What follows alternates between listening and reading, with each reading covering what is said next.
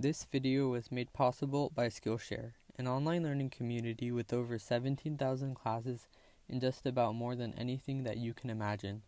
Watch until the end to learn how you can get 2 months of free Skillshare. The start of World War II was a violent and tragic event that affected many countries and the citizens that occupied them. Today we will talk about 4 different perspectives on the start of the war. These will include stories by a Polish physician, an American journalist, a young British student, and a German soldier. All of the stories follow the war in Europe and are connected through the fact that they all show the perspectives of people during the very beginning of the war. Zygmunt Kulkowski, a Polish physician, recalls his first-hand experiences of the Germans invading Poland in his diary that was published in Poland in 1959. In his diary, he describes the events after the Germans entered Poland. Upon the occupation of Germans in Poland, Kulkowski says that they began discriminating against Jews from the very beginning. Soon, the only ones doing work were Jews. They were forced to clean the streets, the bathrooms, and fill the trenches. Kulkowski also recalls that he learned of the execution of all of the mentally ill patients in Kelma Hospital. They were all shot to death, and all of the people who knew about it were not permitted to talk about it because it would have resulted in death.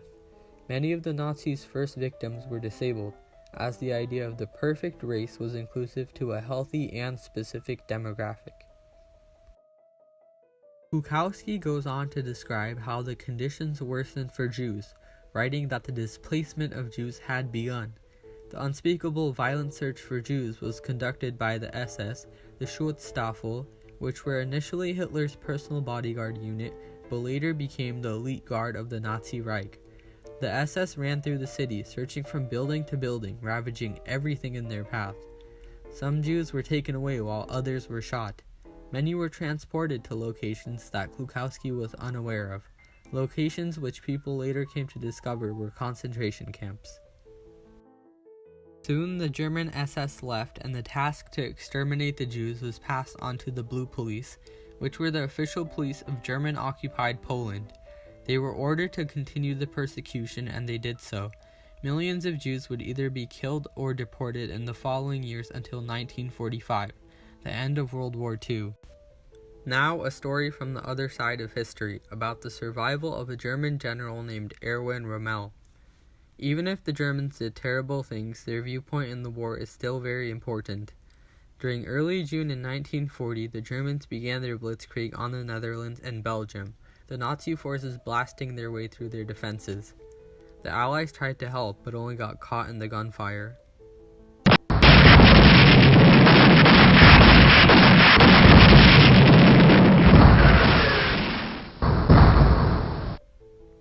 Two days later, Rommel's forces began their assault on the Maginot Line in France. Every home outside of the line, although evacuated, was set ablaze by Rommel's forces. The Germans continued their march, sounds of bombing and gunfire in the air, finally getting close enough to fire upon the Maginot Line. The French reeled, the Maginot Line breaking apart. A quote from the German general Erwin Rommel. 22 years before we had stood for 4.5 long years before the selfsame enemy and had won victory after victory and yet finally lost the war. And now we had broken through the renowned Maginot Line and were driving deep into enemy territory. It was not just a beautiful dream, it was reality. The perspective of Germans is very important to the story as it shows the viewpoint of the enemy. From their perspective, they were doing nothing wrong. But today we know that Adolf Hitler manipulated hundreds of thousands of people to join in the awful ranks of his army. The invasion of Paris in 1940 was one of the most humiliating defeats in French history. On May 10, 1940, Germany unleashed a blitzkrieg invasion on the Low Countries, Belgium, Luxembourg, the Netherlands, and France. The attacks forced people to evacuate the cities Dunkirk and Paris. The Germans were then able to go and enter the French capital, Paris, on June 14th without any opposition. While in Paris, Hitler decided to tour the city as they had never seen it before. It was everything he had hoped it would be, as he adored the city. On June 17th, Marshal Petain made this announcement. "It is with a heavy heart that I tell you today that we must stop the fighting. France has decided to have an armistice with Germany to stop the fighting." The Germans agreed to the surrender, but Hitler declared that it had to be in Compiègne on the same railroad cart as the surrender in World War I that the Germans had to make, so he could humiliate the French even more.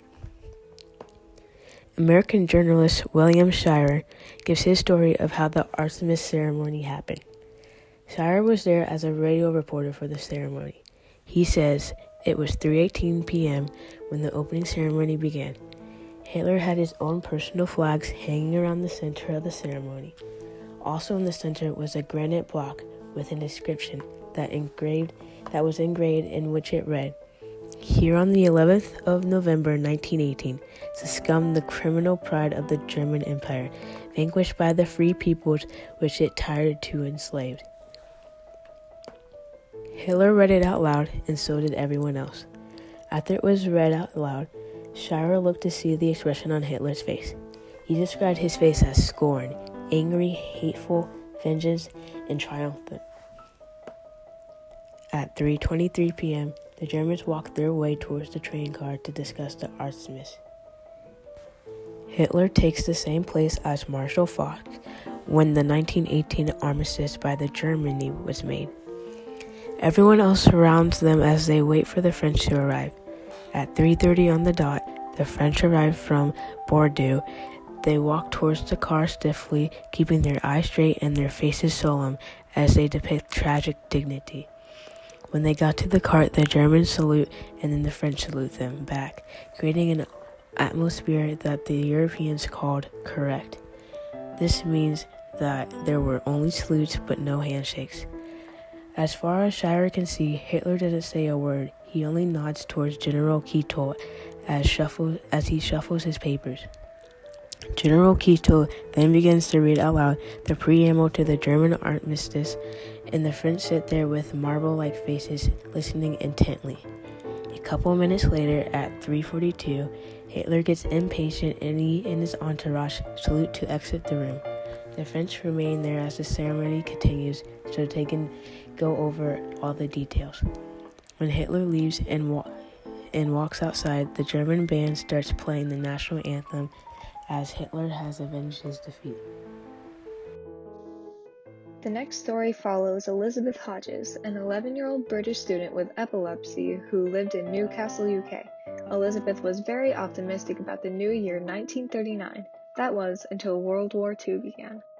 The Hodges family moved around a lot, which either put the children ahead in school or had them behind in what they were learning. At her new school, Elizabeth made a new friend with a German Jewish girl named Hannelore Meyer. Hannelore didn't speak any English, but Elizabeth eventually found out that her parents were in a concentration camp.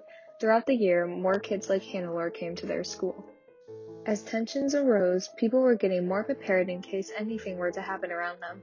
In order to protect themselves from German bombers, they were building public air raid shelters in parks.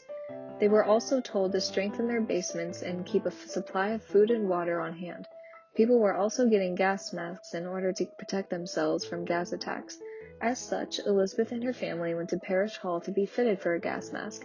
However, as she was in her youth, Elizabeth's biggest obstacle at the time was the gas mask. She hated the smell of the rubber.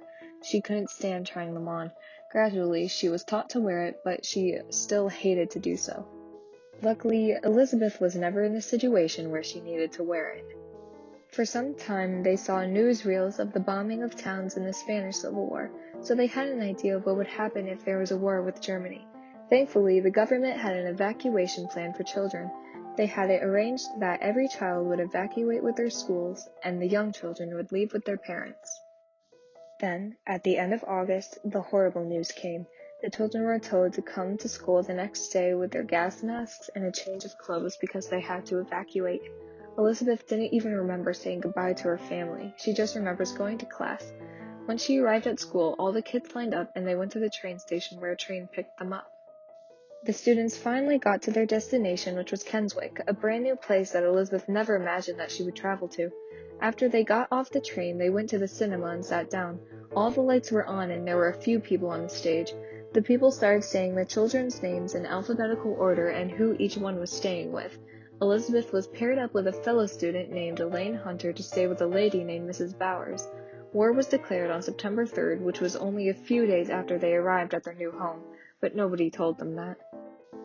Elizabeth really missed her family. She knew where her father was, but she didn't know where her mother and sister ended up. As soon as she could, Elizabeth sent a letter to her father, telling him where she was. It turns out that he had already been to visit with her mother and sister. Now that she knew where her family was, she felt a lot better. Since the war wasn't going to end by Christmas, her family decided to move back together, near their home in Newcastle.